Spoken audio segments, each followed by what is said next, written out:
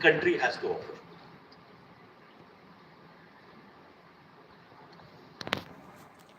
When we started, it was only 4 state governments that had a policy which supported startups. In Government of India, there were some departments which actually had incubators. They were supporting startups actively. But it was mostly in different silos that this work was being done. And then we started building capacities gradually, step by step. We unlearned a lot so well in the startup ecosystems. The result of whatever we did over the last 6-8 years is what you see today. And if I put down things in numbers, we have 31 states and UTs out of 36 who have a policy related to supporting startups. And I want to emphasize this because a policy at the state government level only comes with an approval of the cabinet. It has a political approval. Now, to create an awareness in a state to the level where not just officials, ecosystems, but also political leaders are educated, build capacities, and then they decide to have a policy for supporting startups is something that requires a lot of effort in building capacities.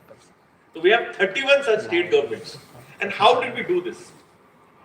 One of the instruments, the policy instruments that we used was called, and it is being done today also, it's called the States Ranking Framework.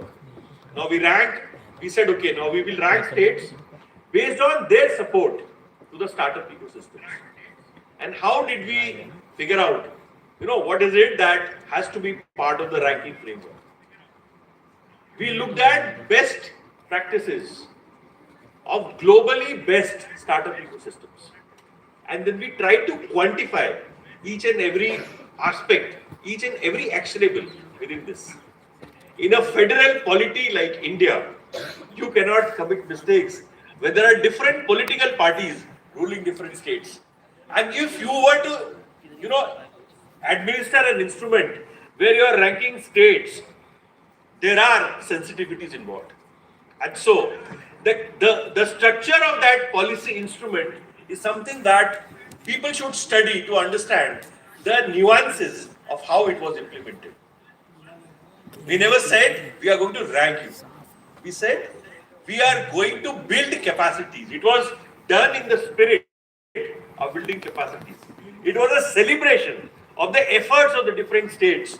We never said this is a clear winner or this is a clear loser. We said this is a leader, this is an aspiring leader, and these are some of the top leaders. These are nuances of policy articulation. Another example was angel tax. In 2019, many of you would probably recall,